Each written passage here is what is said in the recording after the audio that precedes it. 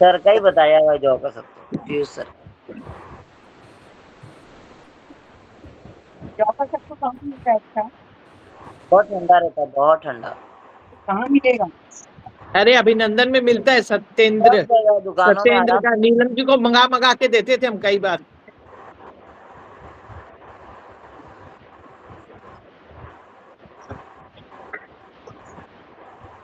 रामदेव जी की शॉप में भी है जौ का सत्तू।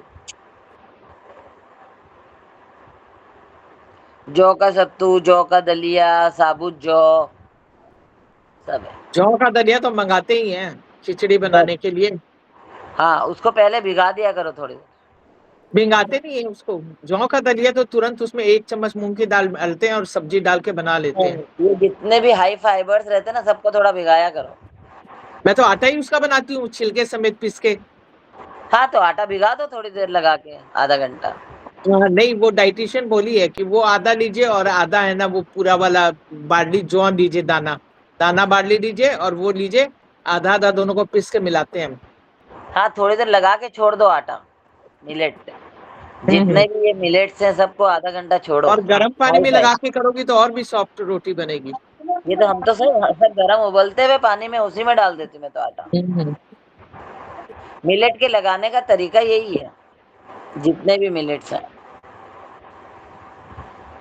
सब हाई फाइबर्स हैं ये लोग।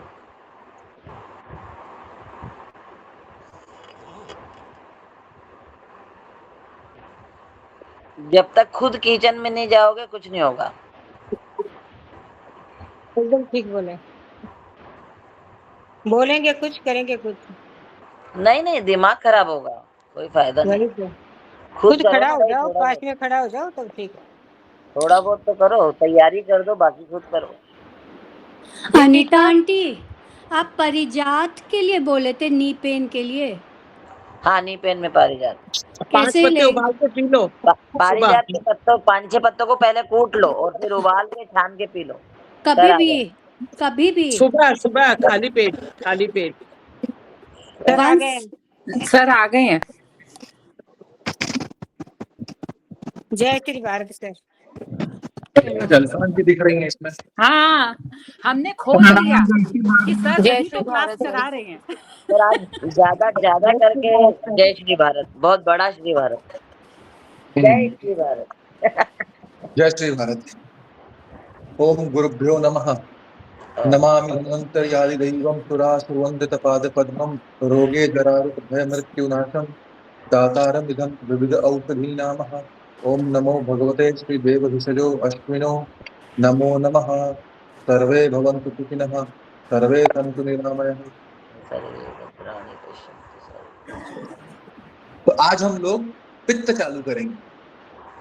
क्या पित्त? हाँ, अच्छा, एक एक सेकेंड मिनट आंटी, आप लोग लाइन पर रहिएगा 1 मिनट। हाँ,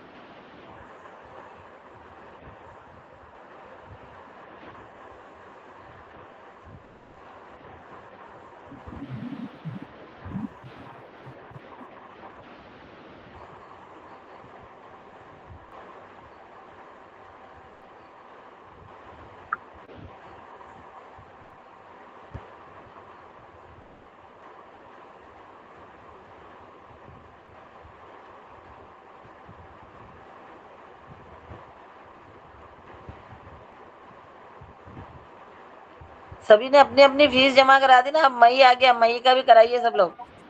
और फरवरी मार्च अप्रैल सबका कंप्लीट है ना, चेक कर लेना। नमस्ते अनीता जी। नमस्कार नमस्कार। हाँ, मैं हैदराबाद शिफ्ट हो गई हूँ ना, तो आप मेरे को कौन से लिंक पे करने हैं पैसे जमा? मई से कैसे करना है बता दीजिए। आप आज ही ज्वाइन किए हैं क्या? आज ही ज्वाइन। आपको मैंने अंदर ले लिया था क्या ग्रुप में? क्या भेजा था? आपको मैंने इन करा लिया था क्या ग्रुप में? हाँ जी, आपने कल भेजा था, तो आप भेजेंगे ना ठीक है, लिंक तो मैं जमा शुरू कर करें हम दूंगी। लोग। हाँ हाँ, ठीक ठीक। आप ग्रुप में आ गए तो सब इंफॉर्मेशन आ जाएगी। कैसे हैं आप, ठीक है?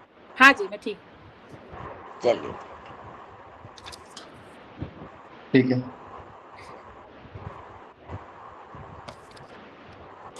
अच्छा, तो हम लोग पित्त पे बात करेंगे, ठीक है, आज से। और फिर पित्त से जुड़ा हुआ, जब पित्त को समझ लेंगे कि प्रकृति क्या है पित्त की, तो उसके बाद हम लोग पित्त से जुड़े हुए जो कॉमन प्रॉब्लम्स हैं, जैसे हाइपर एसिडिटी, अम्ल पित्त कहते हैं आयुर्वेद में उसको डील करेंगे। सबसे कॉमन प्रॉब्लम, और स्पेशली बंगाल के लोगों के लिए तो बहुत बड़ा प्रॉब्लम है, ठीक है। और अगर बंगाल से बच के बाहर निकलेंगे तो उतना ही प्रॉब्लम हैदराबाद, अच्छा, जो हैदराबाद एकदम, ठीक है। वर्स्ट पानी, बचना है तो जितने हिमालय वाले पहाड़ के एरिया होते हैं ना, जैसे उत्तराखंड या हिमाचल वाला एरिया, हाँ चलेगा। वहां पे राजस्थान का कुछ हिस्सा, यूपी का कुछ हिस्सा और एमपी का सेंट्रल एमपी, ये सब जगह पे बीमारी अपने आप खत्म हो जाएगी विदाउट मेडिसिन, ठीक है। तो सर सेंट्रल एमपी मतलब रायपुर? हाँ, जैसे रायपुर जबलपुर के पीछे का हिस्सा, थोड़ा सा रायपुर का हिस्सा, ये ठीक है। तो बहुत बार क्या होता है, देखोगे आप, ऐसी बीमारी रह रही है, परेशान है, सबको दिखा रहे हैं, आयुर्वेद, होम्योपैथ, एलोपैथ सब दिखा रहे हैं, खाते हैं तो थोड़ा आराम रहता है, नहीं खाते तो आराम नहीं रहता है ना। ये सब बिना दवा के ही ठीक हो जाते हैं वाटर चेंज से। जगह और चेंज। हाँ, आयुर्वेद की किताबों में तो आता है ये एक जगह, कि स्थान परिवर्तन करने के लिए। तो पहले के टाइम पे क्या था कि इतना फिक्स नहीं होता था ना कि हमको यहीं रहना है सब कुछ, तो हो जाते थे लोग इधर उधर ट्रांसफर वगैरह, ठीक है। तो वैसे भी तो अभी जैसे बंगाल लोग छोड़ छोड़ के भाग रहे थे, अब फिर से बंगाल का दाम बढ़ गया, ठीक है। तो मोस्टली लोगों की घर वापसी होगी। तो पित्त को समझते हैं पहले। सर तो इसको इसको नॉर्मली मैं सर इसको हाइपो एसिड खाना बनता ही नहीं है, खाना पड़ा सड़ता है, तो वो भी इसी में आएगा पित्त में। हाँ, वो भी ठीक, इसमें आता है। ठीक, थैंक यू सर। तो पहले पित्त को समझेंगे क्या, जैसे अगर आप आजकल मैं देखता हूँ एक ट्रेंड है, अच्छा ट्रेंड है, हम लोग को अच्छा लगता है।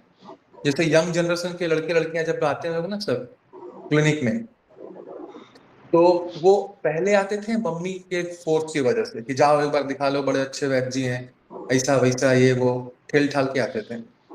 अभी जो बहुत सारे लोग अब खुद से आते हैं, मैंने देखा है ये रेशियो बहुत बढ़ा है, और उन लोग को वायु पित्त कफ मालूम है। हाँ, गूगल, यूट्यूब, व्हाट्सएप के थ्रू मालूम हो चुका है कि वायु, तो वो लोग सब अपने विदेशी स्टाइल में बोलते हैं लोग, वाता पित्ता कफा, ठीक है। तो आई नो वाता, आई नो पित्ता करता है वो लोग। तो एटलीस्ट ठीक है, प्रोनाउंसिएशन अभी भी विदेशी है, लेकिन समझ तो रहे हैं, कम से कम कोशिश कर रहे हैं, ये अच्छी बात है। तो नॉर्मली जब आप गूगल, व्हाट्सएप या इन सब के थ्रू जाएंगे, तो जो पित्त समझेंगे तो आपको यही समझ में आएगा कि पित्त इज लाइक हीट। बहुत आराम से सुनेंगे, भले 2 लाइन 4 लाइन ही हम लोग आगे बढ़ पाए, लेकिन समझेंगे इसको। तो इन सब के थ्रू आप समझेंगे कि पित्त का मतलब होता है हीट, ठीक है। तो लेकिन हम लोग क्योंकि क्लास ले रहे हैं ना, तो हम लोग थोड़ा सा अलग इसको समझेंगे, थोड़ा सा स्पेशल समझेंगे इसको। तो पित्त का मतलब हीट तो है, लेकिन कैसा हीट, ठीक है। एक हीट है जिसके सामने आप जाएंगे तो जला देगा, है ना। एक हीट है जिसमें लिक्विडिटी होती है ना, जैसे मान लीजिए गर्म पानी, गर्म चाय, गर्म दूध, है ना, केमिकल वाला हीट। तो पित्त डायरेक्ट आग नहीं है, वो केमिकल हीट है, लिक्विड हीट है। समझ में आया होगा, ये लिक्विड हीट है। अब ये शब्द इतना इंपॉर्टेंट है कि आप फिर पित्त को आगे चल के इमेजिन कर पाएंगे, ठीक है। तो ये एक लिक्विड हीट है।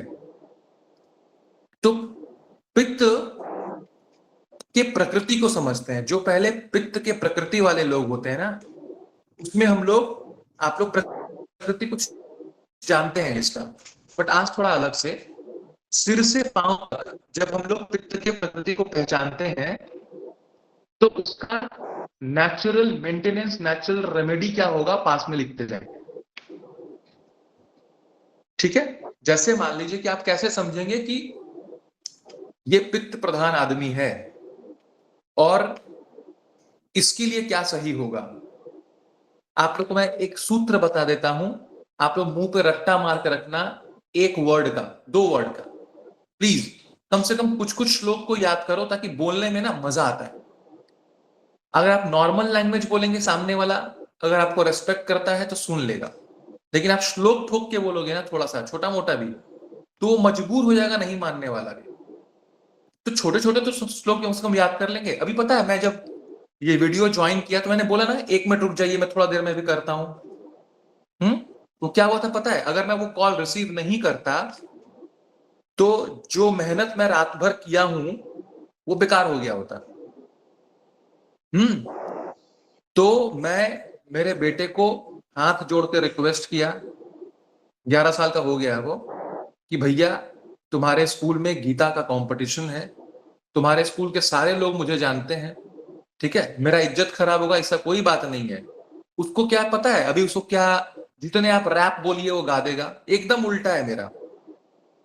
ठीक है, पढ़ने का मन नहीं करता उसको, खेल कूद में 1 नंबर पे है, डांस वांस करता है वो स्टेज पे जाके।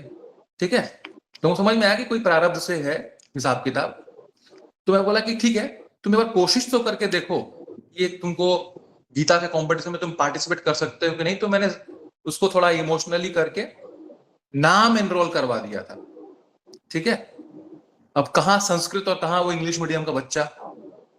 तो मैं कल रात को बोला कि ठीक है, अगर तुमको मैं चैलेंज देता हूं, अगर 15 मिनट्स के अंदर एक श्लोक याद नहीं हुआ, मैं तुम्हारा नाम कटवा दूंगा वहां से। बोला पापा हमको एक वर्ड प्रोनाउंस करने नहीं आता। ठीक है, तो मैंने उसका कंपटीशन है चैप्टर नंबर 12। अब तकदीर से चैप्टर नंबर 12 है। चैप्टर नंबर 12 का जब पहला प्रश्न है, जब अर्जुन ने सवाल पूछा है, भगवान ने जो उत्तर दिया ना, दूसरा नंबर श्लोक, वही मैं याद कराया, अर्जुन के सवाल को याद नहीं करवाया मैंने। ठीक है, तो मैंने उसको श्लोक याद कराया 12वां नंबर चैप्टर का, वहां से शुरुआत किया था, दूसरा नंबर श्लोक। ठीक है, पहले मैं उसका मीनिंग बताया, उसको पहले पढ़ दिया, फिर मीनिंग बताया कि देखो भगवान यहां बोल रहे हैं कि जो अपने मन को मुझ में लगा कर रखता है, हमेशा याद रखता है कि मैं उसके साथ हूं, चाहे वो क्रिकेट खेल रहा हो, चाहे वो रैप गा रहा हो, चाहे वो स्टेज पे डांस कर रहा हो। उसी के तीनों एग्जाम्पल दिया मैंने। ठीक है, तो उसको, जिसको ये लगता है कि हमेशा वो कृष्ण मेरे साथ है, ठीक है, और डेली इस बात को याद रखता है कि वो हर वक्त मेरे साथ है, नित्य युक्ता उपासयेत, ठीक है, हर समय मुझे उपासना के भाव में रखता है, तो मैं उसको जिस फील्ड में भी होगा सबसे टॉप पे रखूंगा, उसके आसपास कोई नहीं होगा। अब तो एक्साइटेड हो गया। ठीक है, कि भाई मतलब अगर वो रहेगा तो मैं सबसे टॉप का रैपर बनूंगा, मैं सबसे टॉप का डांसर बनूंगा, मैं सबसे टॉप का क्रिकेटर बनूंगा। ठीक है, तो उसको इंटरेस्ट आ गया उस श्लोक में। अब मैंने उस श्लोक को तोड़ा, 2 लाइन के श्लोक को मैंने 6 लाइन बनाए, टुकड़ों में बांटा उसको। ठीक है, एक एक वर्ड, उसको तो वर्ड ही नहीं, वो नित्य बोल ही नहीं सकता है, तो नित्य उसको 20 बार रटवाया मैंने। ओवरऑल 13 मिनट 56 सेकंड में उसको श्लोक याद हो गया। अब वो उतना खुश हुआ उसको याद करके कि मेरे को श्लोक याद हो गया है। वो जाके दादाजी को सुनाया, दादी को सुनाया, पत्नी को सुनाया, सबको सुनाया, और रात भर श्लोक को गाते रहा वो। ठीक है, तो अभी वो मेरे को वीडियो कॉल किया था कि पापा मैंने खुद से दूसरा श्लोक याद कर लिया है। तो अगर उठा के उसको एनकरेज नहीं किए होते ना तो फिर नहीं पढ़ता वो, इसलिए उठाना पड़ा। तो कहने का मतलब ये था कि श्लोक, अब उसको रियलाइज हुआ कि जब श्लोक बोल रहा हूं तो ग्रेविटी पड़ रहा है। अच्छा, उसका मोड अलग हो गया। मैं उसको बोला ये बात को कि मान लो तुमने चैप्टर 12 के सारे श्लोक सुना दिए स्कूल में, और कोई दूसरा बच्चा भी है जिसने पूरा श्लोक सुना दिया, तो फर्स्ट प्राइज किसको मिलेगा? तो मुस्कुरा के बोला पापा ड्रॉ हो जाएगा, टॉस किया जाएगा। वो तो दिमाग में तो खाली क्रिकेट है ना, टॉस किया जाएगा। हम बोले नहीं, हम बोले कि जो उसको गीता के अंदाज में गा के सुनाया रहेगा ना, उसको फर्स्ट प्राइज मिलेगा। ठीक है, तो अब वो उसको गाना शुरू किया, तो वो जब गा रहा है ना, तो उसी मोड में जा रहा है जो स्पिरिचुअल ट्रांसफॉर्मेशन का मोड होता है, फेशियल एक्सप्रेशन, ये वो वगैरह वगैरह, नेचुरली। ठीक है, तो श्लोक का बहुत इंपॉर्टेंस होता है, वो ऐसा वाइब्रेशन है कि वो करेगा। इसलिए छोटे छोटे टुकड़े वाले श्लोकों को आप लोग भी कोशिश करो याद करने का। और पता है आपको, आयुर्वेद में बहुत जबरदस्त एग्जाम्पल आता है, चरक संहिता में आता है, सूत्र स्थान के अंतिम साइड में, कि अगर ओल्ड एज में भी अपने मेमोरी को बहुत शार्प रखना है, तो कम से कम 20 मिनट जरूर कुछ याद करो, याद करो, पढ़ना नहीं, याद करना है, रट्टा मारना, तब मेमोरी बहुत शार्प रहेगी। तो अच्छा बहाना है ना, आप नियम बनाओ कि मैं एक श्लोक रोज याद करूंगी। देखिए, आप में से जिन लोगों का एज ना 55-60 के ऊपर है, उनके सबके बच्चे बड़े हो चुके हैं। हाँ, किसी का तकदीर भौतिक रूप से अगर अच्छा है तो बहुत लाड़ प्यार दिखा रहे होंगे अपने माँ बाप को। हाँ, और जिनको लगता है कि मेरा तकदीर बहुत खराब है, तो उनके बच्चे बाहर रह रहे होंगे या उतना लाड़ प्यार नहीं दिखा पा रहे होंगे। दोनों ही मामले में दोनों सेम चेयर पे ही बैठे हैं, मैं बता दे रहा हूं आपको। ठीक है, जिनको बहुत लाड़ प्यार मिल रहा है ना, वो डिपेंडेंट हो रहे हैं, और जिनको लाड़ प्यार नहीं मिल रहा है ना, वो और स्ट्रांग होते जा रहे हैं। ठीक है, तो आपके पास तो वो रिस्पॉन्सिबिलिटी नहीं है कि आपको स्कूल भेजना है, खिलाना है, पिलाना है, ये करना है, वो करना है। नियम बनाइए एक श्लोक का। ठीक है, तो आयुर्वेद में एक सूत्र आता है, पुरुषम पुरुषम विक्षये। इतना तो याद कर ही सकते हैं। सर रिपीट करिएगा ना प्लीज। पुरुषम पुरुषम पुरुषम पुरुषम विक्षये। ठीक है, मतलब हर पुरुष, हर स्त्री यूनिक है, दूसरा कोई उसकी तरह नहीं है। इसीलिए कोई भी आहार विहार, सामाजिक व्यवस्था, पढ़ाने का तरीका, पढ़ने का चीज, सब सबके लिए यूनिक होना चाहिए। ठीक है, तो इसीलिए जब आप पित्त प्रकृति को समझेंगे, तो पित्त प्रकृति के लिए पित्त की ही यूनिक चीजें उसके लिए अप्लाइड होंगी, ताकि वो बीमार नहीं पड़े। ठीक है, तो पित्त वाले जो लोग है ना, सिर से आएंगे तो इजी रहेगा एक्सप्लेन करना और समझना। तो उनके बाल बहुत हाई डेंसिटी वाले नहीं होंगे, बहुत लो डेंसिटी वाले नहीं होंगे, लेकिन थोड़े पतले होंगे। ठीक है, उनके बाल जल्दी ग्रे हो जाएंगे और जल्दी झड़ जाएंगे। आईज थोड़ा सा ब्राउनिश होगा। ठीक है, येलोविश फेयर स्किन होता है उन लोगों का, लेकिन चेहरे पे टीनेजर के एज में पिंपल्स बहुत आएंगे, और पोस्ट मेनोपॉज के एज में बहुत सारे मोल्स आ जाएंगे। मोल्स, तिल बोल रहा हूं मैं, मस से नहीं बोला, मोल्स, मोल्स आ जाएंगे बहुत सारे। या जो फीमेल्स की झाइयां आती हैं ना चेहरे पे, मेलाज्मा, वो आ जाते हैं। ठीक है,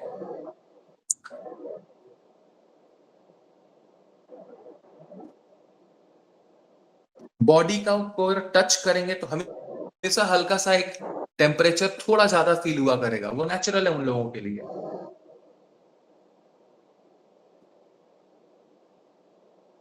इसके अलावा उनके विचारों पे अगर जाएंगे तो आपको रहेगा मालूम कि बहुत इंटेलिजेंट है, बहुत इंटेलेक्चुअल है, किसी बात पे बहुत डिबेट कर लेते हैं, और लॉजिकली शब्दों को लेके बोल के वो हरा सकते हैं किसी को।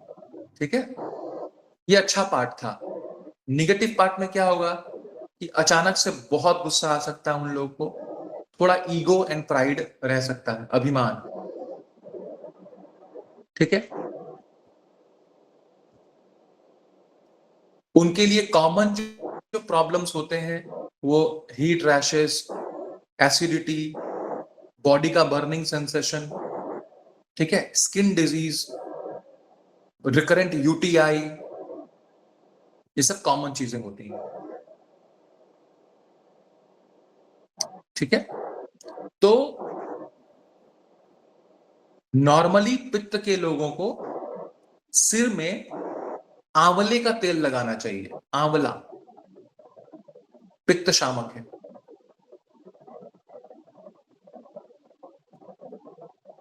चेहरे का अगर मसाज करना है तेल से, तो उनको मुलेठी का तेल, यष्टि मधु तेल नाम से आता है, या आप खुद भी बना सकते हैं। नारियल के तेल में जितना नारियल तेल उतना ही पानी डालिए, उसमें यष्टि मधु का पाउडर डालिए, उसको गर्म कीजिए, पानी जब उड़ जाएगा तो वो हो गया यष्टि मधु सिद्ध तेल।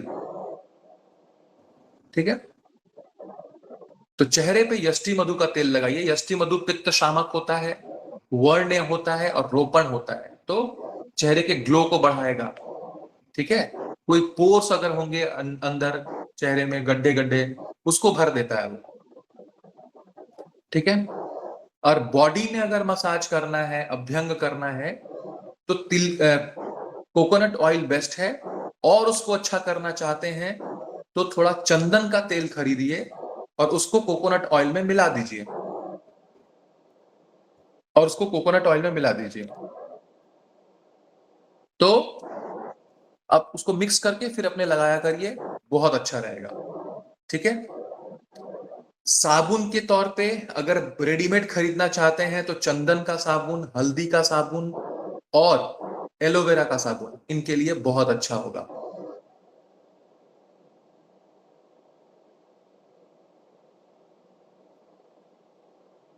फलों में आएंगे तो हर वो फल जो बहुत मीठा हो चुका है वो उनके लिए बहुत फायदेमंद होगा, क्योंकि मधुर रस सबसे श्रेष्ठ होता है पित्त के लिए, ये याद रखिएगा। तो जैसे मान लीजिए आपने एप्पल लिया, मैं कंट्रोवर्शियल फ्रूट का नाम बता रहा हूं। अब अगर एप्पल बहुत मीठा है तब तो ये बहुत अच्छा है पित्त के लिए। अगर मीठा नहीं है बहुत तो बिल्कुल बेकार कर देगा पित्त को आपके। तो आपको देखना है, आम अगर बहुत मीठा है तो आम वो पित्त के लिए बहुत अच्छा है, मीठा नहीं है तो बिगाड़ देगा। तो हर वह फल जो शीत वीर्य का हो और मीठा हो।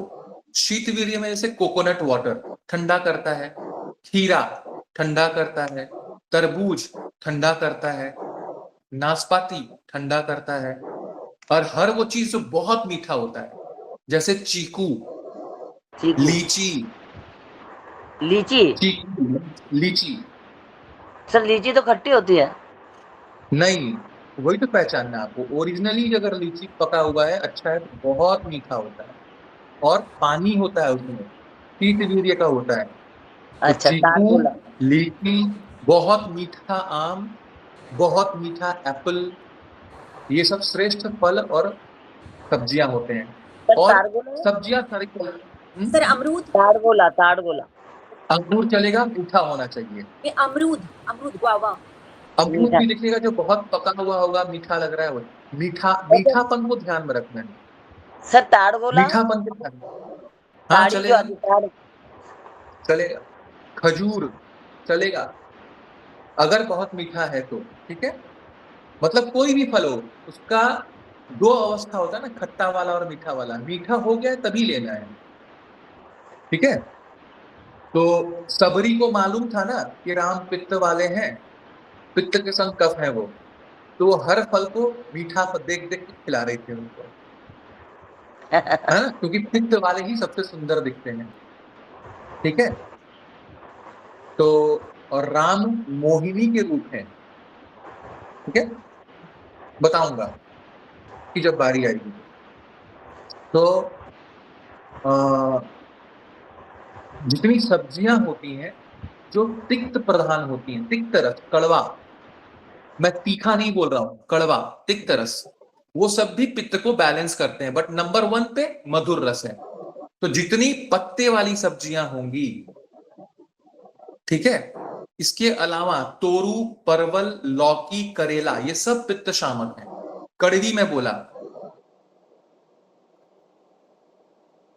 ठीक है। ठीक उल्टा कर दीजिए, जितने झाल वाली चीजें हैं, तीखी चीजें हैं और बहुत ज्यादा खट्टी चीजें, ये उल्टा है पित्त का। तो इमली, अचार, आमचूर, लाल मिर्च, हरा मिर्च, ये सब पित्त बढ़ाता है। बहुत ज्यादा फ्राइड आइटम्स, ये सब पित्त बढ़ाते हैं। तो आपके पास एक चार्ट मिल गया, देखो कि अगर किसी का प्राकृतिक ढंग से पित्त डोमिनेंट आदमी है तो उसको क्या खाना है, क्या नहीं खाना है, क्या लगाना है, क्या नहीं लगाना है। पित्त वाले लोगों को गलती से भी सरसों तेल नहीं लगाना चाहिए। इवन अगर पॉसिबल है तो कुकिंग भी उनको कोकोनट ऑयल में करना चाहिए या मैक्सिमम ऑलिव ऑयल में, ठीक है।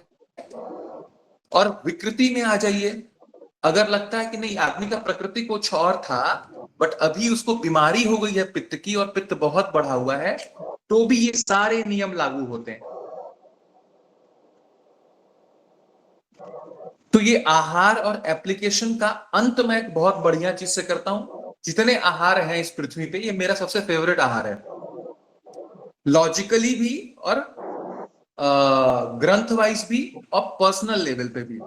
पर्सनल लेवल पे तो हो सकता है जो जिस कल्चर से मैं आता हूं या जिस जाति को बिलोंग करता हूं शायद उसकी वजह से है, बट मेरा फेवरेट है ये,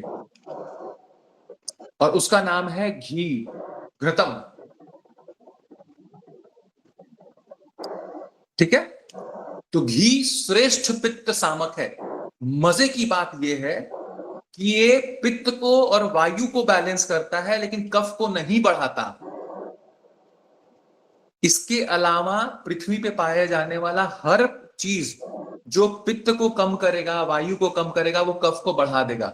एग्जाम्पल के तौर पे जैसे मान लीजिए मैं बोल रहा था अभी मधुर रस, मान लीजिए मैंगो, आप बहुत मीठा आम खा रही हैं तो अपने भारी और मीठे गुण, भारी गुण के कारण वो वायु को कम कर देगा और मीठा रस के कारण वो पित्त को कम कर देगा। लेकिन ये मीठा और ये भारी गुण कफ को बढ़ा देता है, इसलिए वेट बढ़ जाएगा,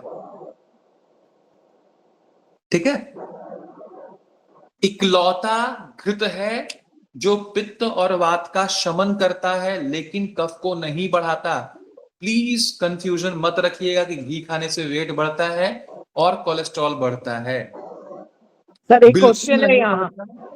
हाँ। सर आपने अभी जैसे कहा घी, लेकिन जब भी हम कोई भी मीठी चीज मैंने कोई भी मिठाई घी की खा लेते हैं ना तो तुरंत मुझे कफ हो जाता है, बलगम हो जाता है, क्यों? दो रीजन है इसके, वही क्योंकि बात कंप्लीट नहीं हुआ था इसलिए आपने सवाल पूछ दिया। बात कंप्लीट होने के बाद सवाल नहीं रहता, ठीक है। कंडीशन इज ओनली वन कि वो घी आपको मेहनत, जी जान, तन धन मन लगा के ढूंढना है कि देसी गाय का बिना इंजेक्शन का बिलोना मेथड से निकाला हुआ घी हो। That's it. अभी बहुत अवेयरनेस है।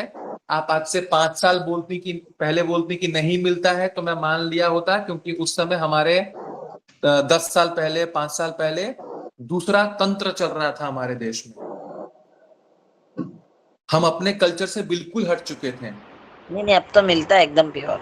अभी का जमाना ऐसा है कि हम लोग वापिस अपने रूट से जुड़ रहे हैं, अपने धर्म से जुड़ रहे हैं। आप इमेजिन कर सकती हैं 10 साल पहले चैत्र नवरात्र जो कुछ लोग, चुनिंदा लोग जो घर में करते थे, उनके घर वालों को ही सिर्फ मालूम होता था। आज के डेट पे एक सर्वे डेटा निकाला गया, खाली बंगाल जैसे जगह पे इस चैत्र नवरात्र में हिंदुओं में 95% घर में और मंदिरों में चैत्र नवरात्र सेलिब्रेट किया गया था। Beyond imagination.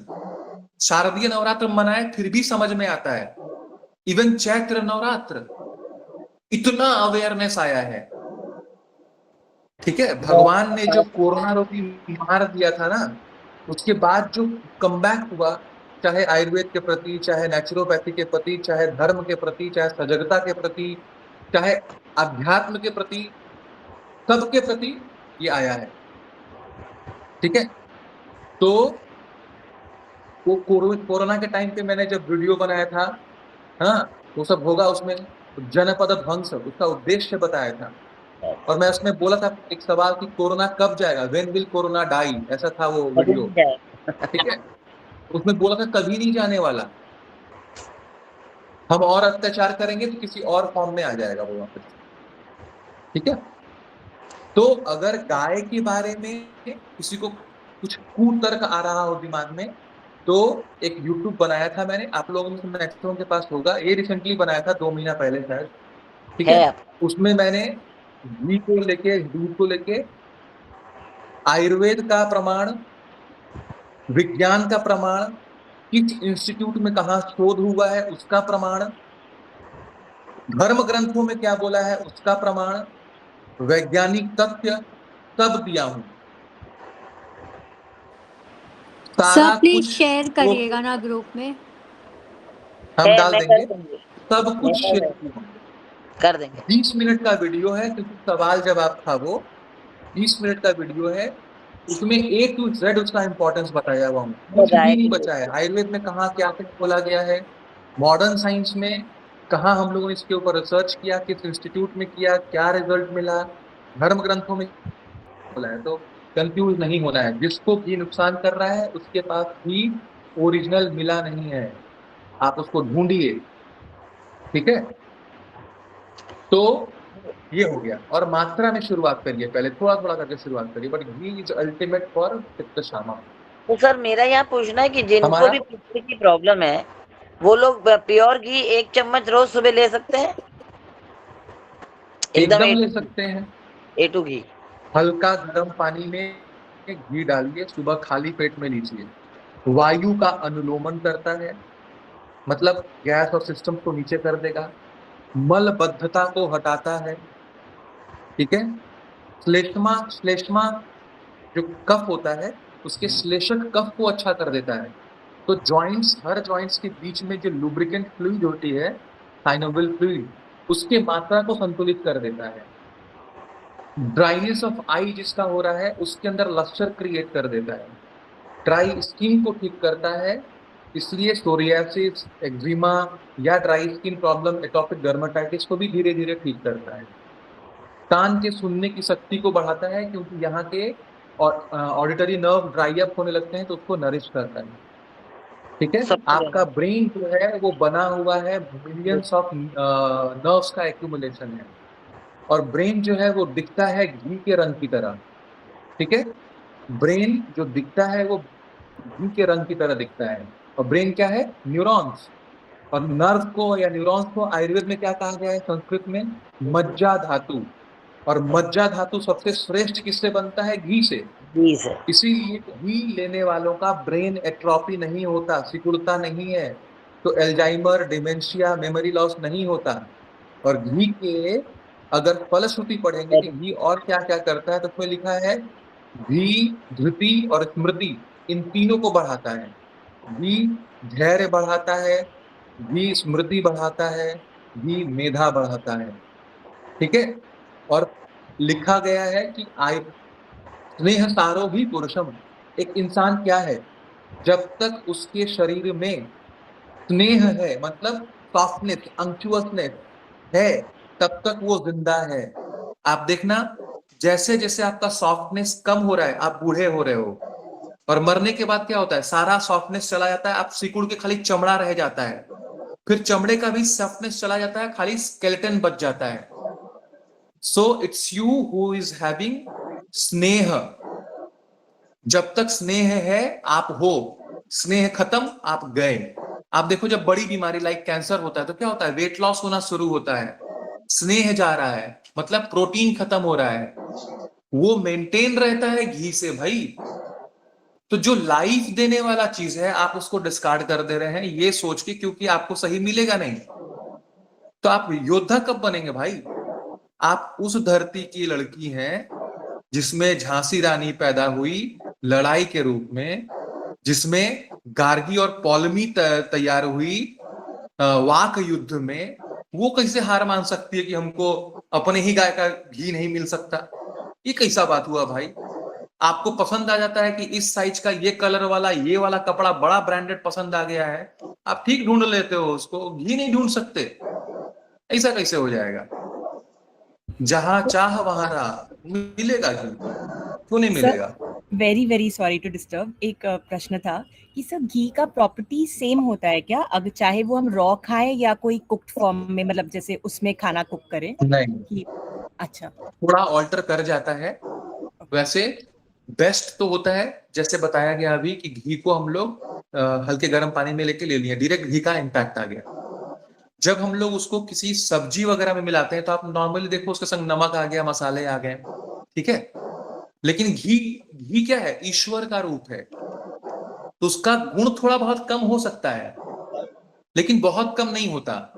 और वो कभी भी किसी भी खराब चीज के संग मिला दो, वो उसके खराब चीज को नहीं लेता और अपने अच्छे क्वालिटी को नहीं छोड़ता। ये आयुर्वेद में एक शब्द आता है कि घी संस्कार अनुवर्तित होता है।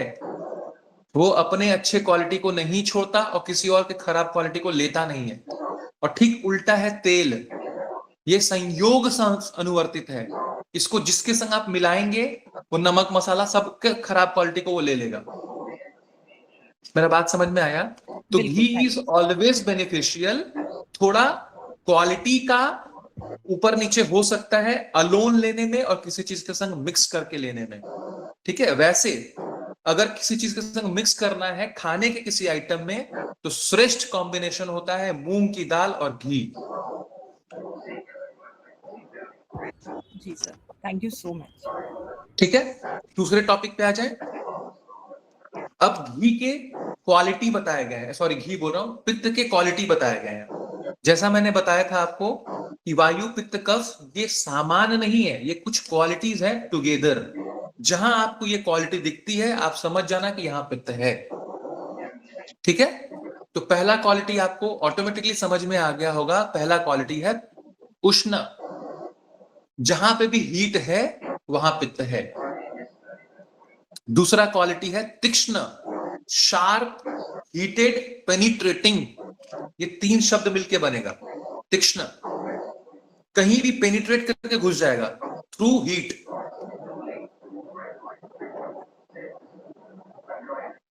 शब्दों को दिमाग में रखो, बाद में मैं और समझाऊंगा, ठीक है। उष्ण, तीक्ष्ण, सस्नेह। सस्नेह माने कि जिसमें सॉफ्टनेस हो, जो मैं घी वाली क्वालिटी बता रहा था ना वो वाला। तो पित्त वो है जो सॉफ्टनेस भी लेता है, सॉफ्ट भी होता है। अभी खाली सुनते जाइए, फिर मैं आपको पिक्चर दिखाऊंगा, आपको मतलब मन में पिक्चर दिखाना है, ठीक है। तो जो शार्प है, पेनिट्रेटिंग है, गरम है, सॉफ्ट भी है। और सरम द्रवम, सर माने बहना, फ्लो, बहने की क्वालिटी भी है। और द्रवम माने लिक्विड फॉर्म भी है।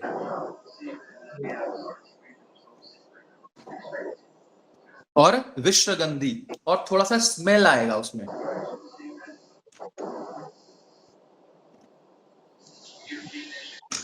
ठीक है। अब देखो प्योरेस्ट, ये है शुद्ध पित्त के लक्षण। टिपिकल प्योरेस्ट फॉर्म ऑफ पित्त का एक एग्जांपल देता हूं। घी हल्का सा गर्म किया हुआ, घी को हल्का सा गर्म कर दो। अब देखो उष्णता है, सॉफ्टनेस है, चिकनापन है ना, उसमें चिकनापन है, स्किन पे लगाओगे तो सॉफ्ट कर देगा। चिकना है, अगर बहाओगे तो बहेगा, वो लिक्विडिटी फ्लो है और लिक्विड में भी है। तो पित्त कुछ ऐसा दिखता है बॉडी के अंदर। हल्का सा गर्म घी, वही है आपका हाइड्रोक्लोरिक एसिड। हल्का सा गर्म घी, अगर आपका हाइड्रोक्लोरिक एसिड जब तक हल्का सा गर्म घी का फॉर्म लेके है, तब तक तो आपका सब खाना पचा रहा, सब कुछ ठीक कर रहा है। जहां उसका घी का सॉफ्टनेस वाला क्वालिटी चला गया,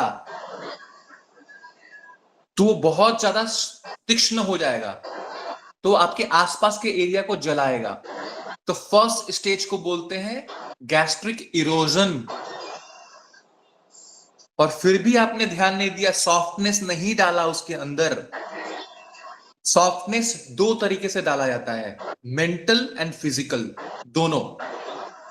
अगर आपने अपने अंदर सबके प्रति प्रेम पैदा नहीं किया और दूसरे के प्रति जलन को खत्म नहीं किया, तो ब्रेन से सेरोटोनिन स्टिमुलेट होके गट में पेट के एक रिसेप्टर को बढ़ाएगा और पेप्टिक अल्सर कर देगा।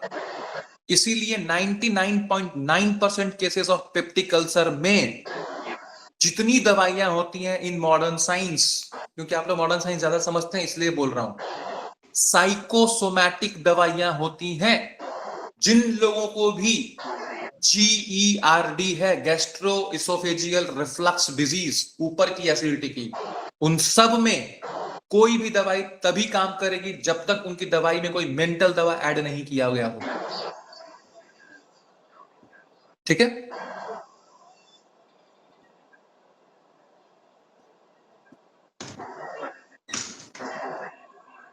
तो मेंटल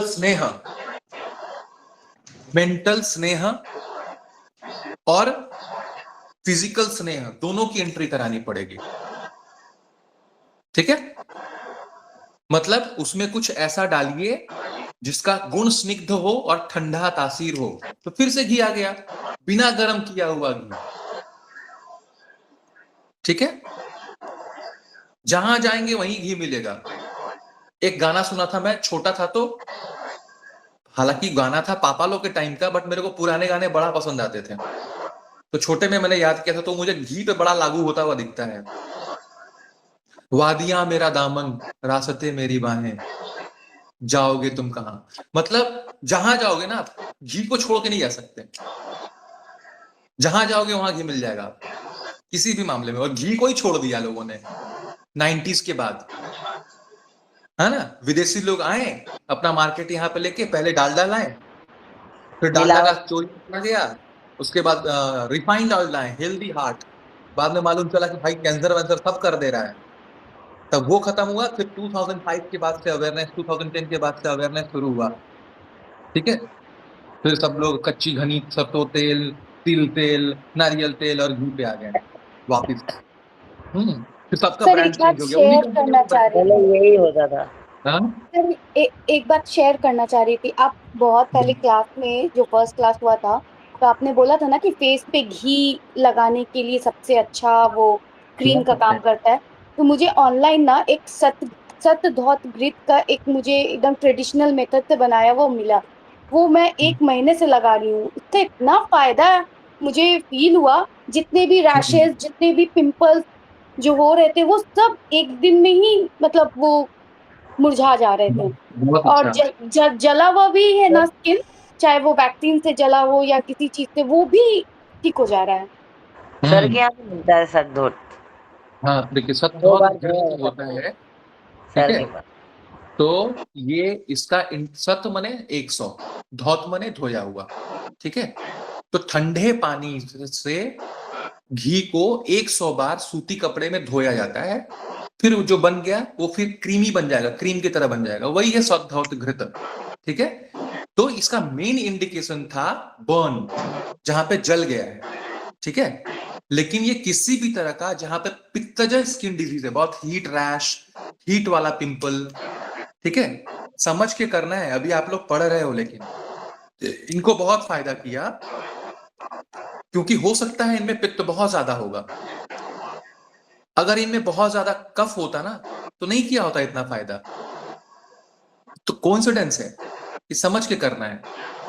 जहां पे बहुत हीट, गर्मी, हीट वाले पिंपल्स, पेट में गर्मी, वहां पे स्किन जो प्रॉब्लम आया है, बर्न, कट्स, वहां बहुत अच्छा है, अमेजिंग। ठीक है? बर्न में तो पित्त प्रकृति है कि कफ प्रकृति है नहीं सोचना है, तो जला ही है ना। ये हाईली पित्त शामक है, ये समझना है। ठीक है? और बनाने का जहां तक मेथड है, वो एक ही मेथड है उसका। ठीक है? मतलब कोई ट्रेडिशनल एक ही मेथड होता है उसका, तो जो बनाएगा वैसे ही बनाएगा उसको, वो अलग कोई नहीं हो सकता, वो चाहे किसी भी कंपनी की हो। ठीक है? बट कितना इंपैक्टफुल है ये देखिए। ठीक है? जितना अच्छा एक्सपीरियंस शेयर किया इन्होंने, तो घी इज वेरी इंपॉर्टेंट इन हर मामले में। ठीक है? तो जैसे मैं बता रहा था ड्राई आई, आप महात्रिफला घृत को भी आंख में लगा सकते हैं रोज, अमेजिंग रिजल्ट है। ठीक है? तो हर जगह घी मिलेगा आपको। तो घी इज वेरी इंपॉर्टेंट। तो क्या क्या क्वालिटी बताया मैंने? उष्ण, तीक्ष्ण, सस्नेह मतलब अंचुअस सॉफ्ट, सर माने फ्लो, द्रव मतलब लिक्विडिटी, एंड विश्वगंधी, और थोड़ा सा स्मेल आएगा उसमें से। एग्जाम्पल देता हूं एक बीमारी का। जैसे मान लीजिए कहीं पे भी आपका कट गया है, पस आ गया है और हल्का सा स्मेल आ रहा है, तो समझ जाना पित्त का बढ़ गया है। या मुंह से स्मेल आ रहा है, तो पेट में पित्त बढ़ गया है। कहीं भी खराब गंध आने लगे, तो समझ जाना पित्त बहुत बिगड़ चुका है आपके शरीर में। तो आपको पित्त कम करने वाला उस जगह का दवा देना है। ध्यान से सुनना। पित्त कम करने वाला उस जगह का दवा देना है। जैसे मान लीजिए किसी को जब फाट छोड़ता है तो होता ना, किसी के फाट में कोई स्मेल ही नहीं है, साउंड बहुत भले हो जाता है बट स्मेल नहीं है, तो क्या है, वायु का दोष है। तो आप उसमें हिंगवाष्टक चूर्ण दे दो। लेकिन किसी के फाट में स्मेल आ रहा है तो ये पित्त का दोष है, प्यूट्रिफाइड हो रहा है, सड़ रहा है, कुछ पित्त बढ़ रहा है। ठीक है, तो आप उसमें जो पित्त शामक दवाइयां होती हैं जैसे अविपत्तिकर चूर्ण, कामदूधा, सूतशेखर, प्रवाल पंचामृत, अगर घर में चाहती हैं तो सौंफ दे दिया, मिश्री मिला के दे दिया थोड़ा सौंफ के साथ। और मजे की बात बताऊं, एक जैसे बाहर है ना वैसा ही अंदर है आयुर्वेद में। ठीक है, कमाल है, ट्राई करके देखना। चतुर्जात बोल के एक ग्रुप है, जैसे त्रिकटु मैं बोलता हूं ना, त्रिफला जैसे बोलते हैं हम लोग, तो त्रिफला माने आंवला, बहेड़ा और हरितकी, त्रिकटु माने सोंठ, पिप्पली, मरीच, वैसे ही चतुर्जात है, लिख के रख लो आप। ठीक है, चतुर्जात, इसमें 4 पौधे आएंगे, गूगल कर लेना। ठीक है, ये मिलता है, इसको मंगा के आराम से हर जगह मिलता है, पंसारी की दुकान, आयुर्वेदिक दुकान, सब जगह मिलता है। ये चतुर्जात जो होते हैं ना, एला वेला, इसमें इलायची वगैरह होता है। ठीक है, त्वक माने दालचीनी, ये सब होता है। तो आप किसी भी पित्त शामक दवा के संग अगर ये चतुर्जात थोड़ा मिक्स करके उस आदमी को खिलाएंगे ना, हंसना नहीं, लेकिन हंसना नहीं है, वो जो फाउल स्मेल वाला गंध था ना, वो सुगंध वाला पार्ट मारेगा फिर। ठीक है, तो मजेदार है आयुर्वेद। तभी आपको समझ सर एक जो है हिंगू बचादी गुलिका टैबलेट, वो हिंगू वचादी ना वायु और कफ इन दोनों पे जाता है, पित्त पे नहीं जाता। नहीं, जहां पे ब्लोटिंग बहुत हो रही है, पेट दर्द हो रहा है, ढकारें बहुत आती हैं, फाट भी हो रहा है बट स्मेल नहीं है, तो वहां पे हिंगू वचादी जाता है। हिंगू वचादी है जब पेट में गोले बन जा रहे हैं, यहाँ फूल जाता है, यहाँ फूल जाता है, दर्द होता है, फिर आज यहाँ पे फूला नहीं है, कल यहाँ फूल गया, उन सब केसेस में हिंगू वचादी वायु को नीचे करने में 1 नंबर पे। ठीक है, तो मोटा मोटी हम लोग पित्त को समझ चुके हैं। ठीक है, मेंटल तौर पे, फिजिकल तौर पे, गुणों के तौर पे, क्वालिटी के तौर पे।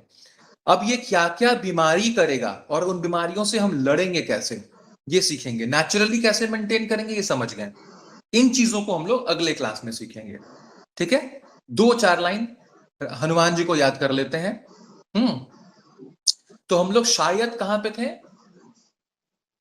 हाथ वज्र और ध्वजा विराज है, यहां पे थे हम लोग, है ना। तो उसका मीनिंग मैंने लगभग बता दिया था कि जो ध्वजा है वो राम जी के विजय यश सत्य का पताका है। ठीक है, और उसको वही कैरी कर सकता है जिसके हाथ में काल हो।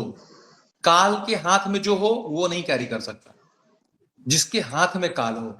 और यहां पे काल वो वज्र, वो गदा है। ठीक है, कैसे है वो मैंने बताया था।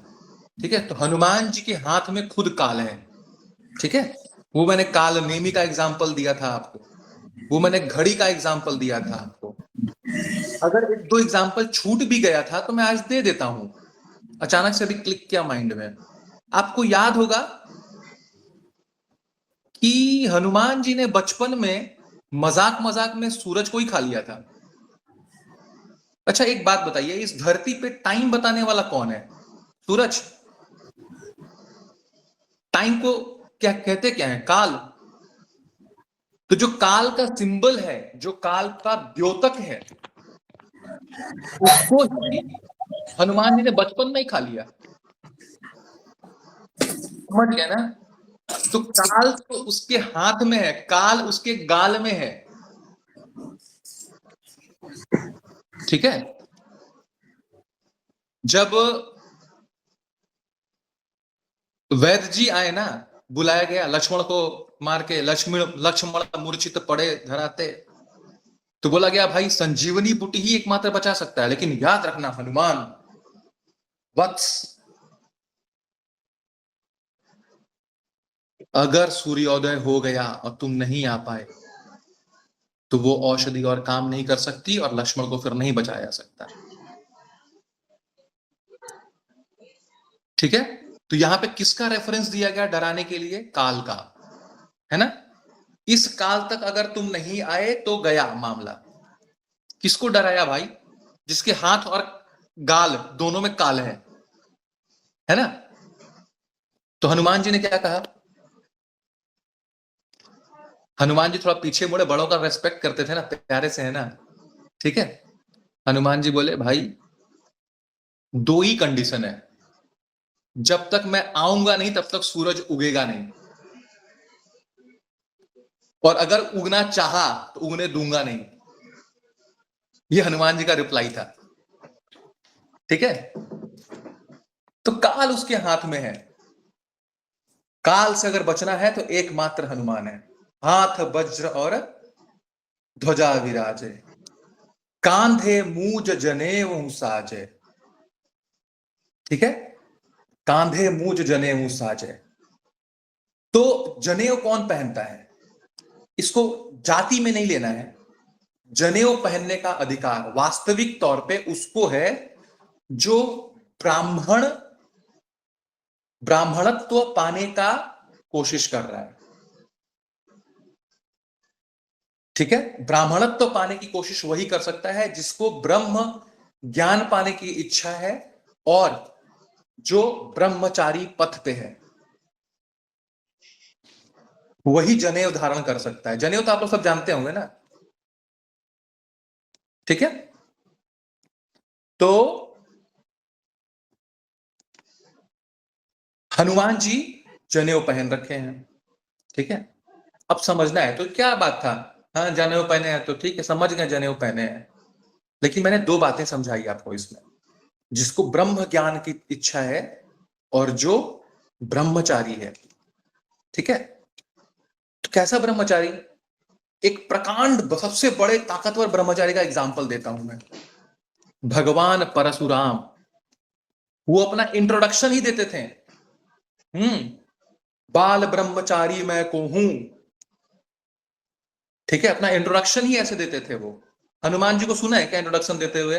मैं बाल ब्रह्मचारी। राम के अलावा तो कुछ उनको आता नहीं था। ठीक है, सीता जी के स्वयंवर में राम ने तोड़ दिया धनुष, टन करके सब साउंड वाउंड हुआ, परशुराम हिल गया, अरे मेरा आराध्य का धनुष किसने तोड़ा? पहुंच गए सभा में। ठीक है, सभा में पहुंचने के बाद उन्होंने गुस्सा में सब आंसर देना शुरू किया, ललकारना शुरू किया। बोला मैं बाल ब्रह्मचारी। अब सोचो कितना अभिमान है उनको कि मैं ब्रह्मचारी हूं। जिसके सामने ब्रह्म का स्वरूप राम खड़ा है, उसको ही बोल रहा है कि मैं ब्रह्मचारी हूं। ये अभिमान है ना? ठीक है, सामने ब्रह्म खड़ा है, साक्षात राम, और वो बार बार जो बातें बोल रहे थे ना, अपने फरसा समझते हैं, यूपी का लैंग्वेज है, जो कटारी जो मारने के लिए रखते हैं, वो बार बार फरसा को ऐसे देख रहे थे अपने। ठीक है, तो पता है कुछ कुछ लोगों का आदत क्या होता है? अगर कुछ बेशकीमती नया चीज पहन लिया ना, तो बार बार उसकी आंखें वहीं होंगी ताकि दूसरे भी देखें, है ना? हम अपने गांव गए थे एक बार, तो एक पंडित जी थे, बड़े सीधे साधे आदमी। ठीक है, मिठाई का दुकान खोल रखे थे। तो वहां पे एक भैया आए और नया नया ना खूब बड़ा सा अंगूठी पहन रखा था उन्होंने, नया सोना वाना लगा के एकदम। तो जितने मिठाइयां थी ना, तो वहां बार बार ऐसे बोलता था वो भैया। पंडित जी बोला मिठाई का दाम कितना है? मेरा हाथ देखो थोड़ा सा, ये अंगूठी। हाँ, वो मिठाई का दाम कितना है? अच्छा उस मिठाई का दाम कितना है? अच्छा उस मिठाई का दाम कितना है? अच्छा उस मिठाई का दाम कितना है?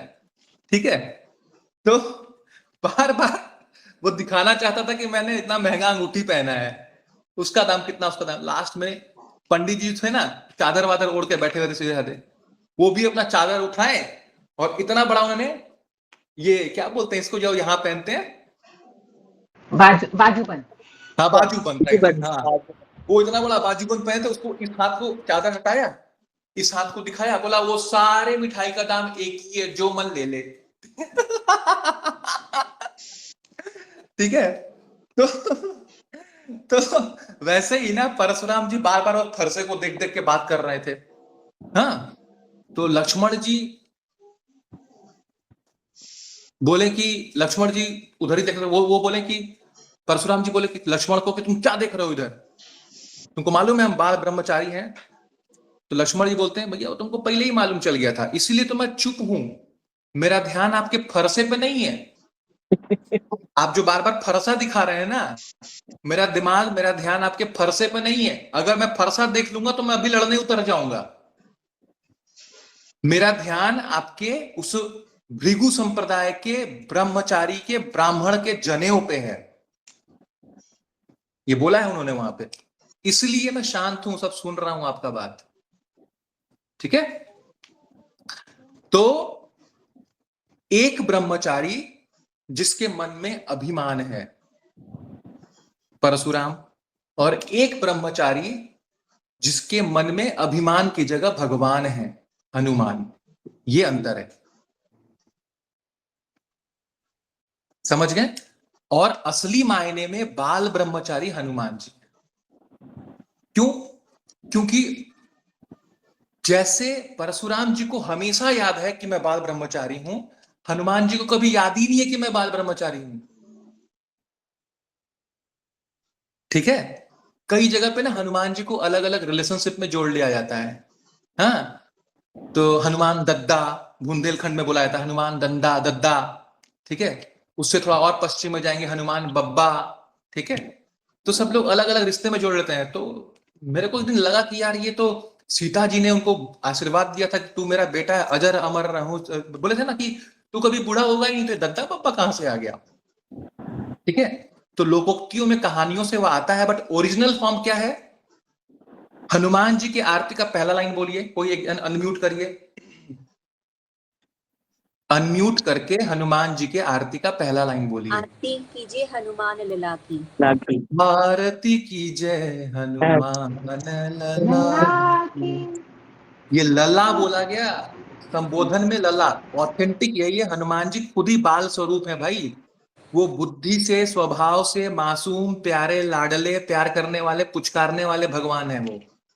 उनको खुद का कभी कोई अभिमान ही नहीं है ना, उनको बोध है कि मैं ब्रह्मचारी हूं। असली में वही ब्रह्मचारी हैं, तो एकमात्र वही लल्ला है, बाल ब्रह्मचारी। इसीलिए कांधे मूज जनेऊ साजय, शंकर सुवन केसरी नंदन। ठीक है, कहीं कहीं कोई बोलते हैं शंकर सुवन, कहीं कहीं कोई बोलते हैं शंकर स्वयं केसरी नंदन। तो हम लोग उस लड़ाई में नहीं पहुंचना है भाई। शंकर जी का अंश हो या खुद शंकर जी हो, क्या फर्क पड़ता है? ये तो समझ में आता है ना कि शंकर ही आए हैं। ठीक है, शंकर ही आए हैं। मैं 2 लाइन 3 लाइन में, क्योंकि आज भीड़ बहुत ज्यादा है बाहर, इसको बता देता हूं कैसे शंकर आए। आपको पता है क्यों शंकर आए हनुमान बन के? राम जी के साथ रहने के लिए, राम जी की सेवा के लिए। मैं थोड़ा शॉर्ट में बताता हूं। ठीक है, नारद मुनि को बहुत तपस्या करते थे, समाधि लग गई। अब उनके अंदर आया क्या? अभिमान। मैं बता रहा हूं बार बार, Hanuman ji is a symbol of Hanuman.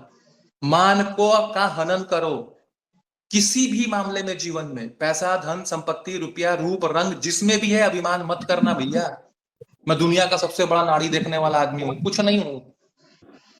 थोड़ा भगवान ने सिखा दिया आधा मुधा, तो जिंदगी चल जा रहा है, 2-4 लोग बात सुन ले रहे हैं।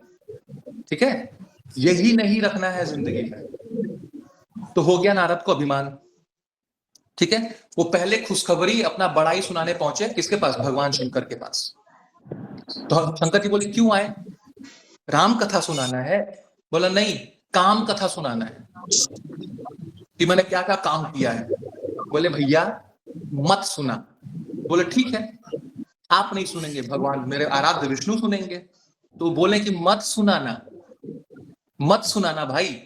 मना करके उनको समझा के उपदेश देके भेजे, नहीं माना। विष्णु जी के पास पहुंचे। ठीक है, बहुत दिनों के पास बाद पहुंचे विष्णु जी के पास। तो जैसे ही पैर छूने गए तो नारायण उनको गले लगा लिए। तो उनको पहला रियलाइज हुआ, ओ इनको भी मालूम चल गया है कि मैं हायर लेवल का हो चुका हूं। पैर नहीं छूने दिया, गले लगाया। ठीक है, फिर जैसे ही नीचे जमीन पे बैठने गए भगवान के चरणों में, भगवान बोले अरे नारद वहां मत बैठ भैया, ये ले मेरे बगल में, यहां शेषनाग पे बैठ।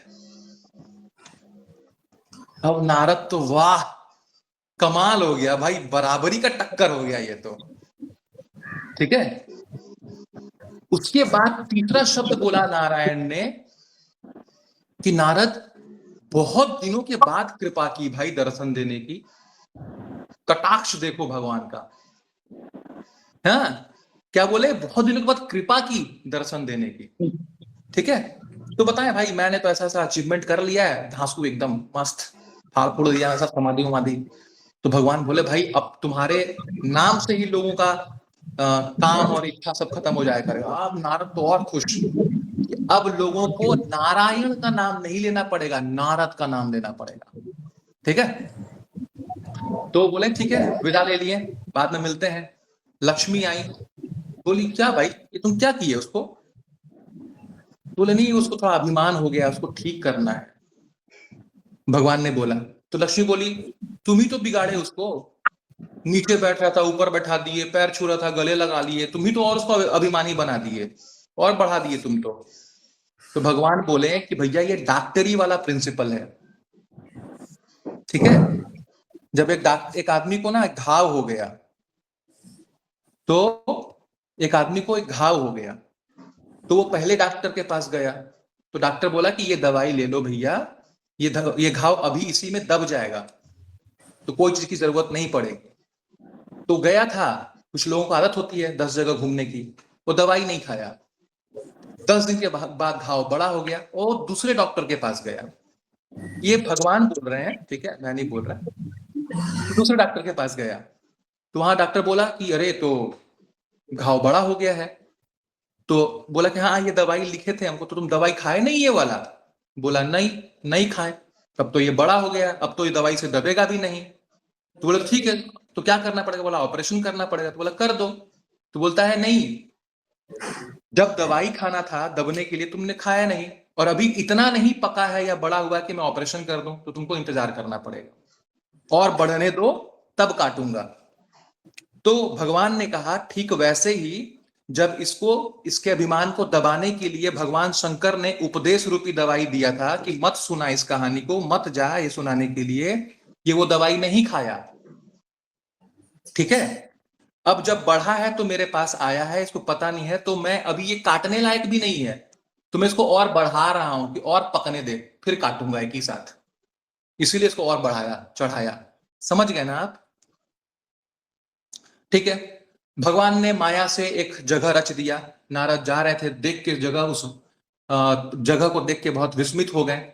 मन में आया एक बार चलते ही है ना, क्या होता है देख लेते हैं। ठीक है, पहुंचे वहां पे, स्वयंवर की बात चल रही थी राजकन्या की, इतनी सुंदर विश्व मोहिनी, वो तो भगवान की वो मोहिनी थी, विश्व मोहिनी। ठीक है, तो वो मोहित हो गए उसको देख के, शादी की इच्छा आ गई उनकी मन में, सारा वैराग्य खत्म, इतनी सुंदर कि रोक ही नहीं पाए। उसके पिताजी ने हाथ देखने के लिए कहा लड़की का, सारा रेखा भगवान की रेखा से मैच कर रही थी, विष्णु जी की रेखा से, तब भी बुद्धि नहीं आया कि कौन है ये।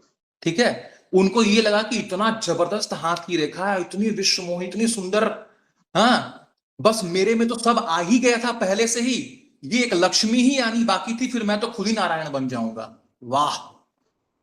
ठीक है, क्योंकि उन्होंने जाके वहां कमेंट भी मारा था, भगवान आप तो संसारी आदमी हैं, लक्ष्मी जी के संग परिवार बना के बैठे हैं, और इस पृथ्वी पे इतने सारी जनता, आपका बाल संतान, उन लोगों की देख रेख में अपना जिंदगी बिता दे रहे हैं आप तो, हाँ आप कहाँ समझेंगे समाधि का मजा, मैं तो महात्मा बन गया हूं। तो जैसे ही किसी को महात्मा बनने का अभिमान हो जाएगा ना, तो भगवान भी सिर्फ संसारी ही दिखेंगे उसमें। ठीक है, तो वो भगवान का आह्वान किए, क्योंकि उतनी सुंदर स्त्री से शादी करने के लिए उनका चेहरा भी सुंदर होना पड़ेगा। ठीक है, तो भगवान को बोले, भगवान मेरे को सुंदर बना दो, शादी करना है। अब भगवान सोचे क्या करें यार, इसको सुंदर बनाए नहीं बनाए, शादी हो गया, फंस गया ये, तो बाद में इसको जब बोध शक्ति आएगी वापिस, तो बोले कहाँ फंसा दिया शादीवादी के झमेले में मेरे को, और नहीं सुंदर बनाते हैं तो बोले आप भगवान इतना आपका उपासना किया, आप मेरा एक बात नहीं माने। तब तक माया ने अपना चाल चला, और नारद ने खुद ही बोल दिया, जेहि विधि हो ही नाथ हित मोरा। भगवान एक काम करो, आपको जो लगता है कि मेरा चेहरा कैसा बना है ना, जिसमें मेरा सबसे ज्यादा हित हो वही कर दो। बस भगवान बच गए। भगवान तुरंत वचन दिया कि जिसमें तुम्हारा परम हित है मैं वही चेहरा तुमको दूंगा। और भगवान ने उसको बंदर का चेहरा दिया। यहाँ पे जो शब्द यूज किया गया है मरकट यूज किया गया है, कपि नहीं, मतलब भयंकर मरकट, काला वाला बंदर। ठीक है, ठीक है। अब शंकर जी को भी ये सब लाइव टेलीकास्ट देखना था, क्योंकि वो सब जानते थे, तो अपने गणों को भेज रखे थे कि देखना नारद संग क्या गेम हो रहा है।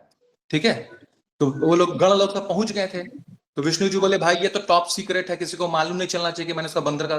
तो बोला भाई महाराज हम लोग तो जर्नलिस्ट हैं, सेंट्रल गवर्नमेंट से ऑर्डर आया है शंकर जी के यहाँ से रिपोर्टिंग तो देते रहना, लाइव टेलीकास्ट करते रहना, तो आपको अलाउ करना पड़ेगा।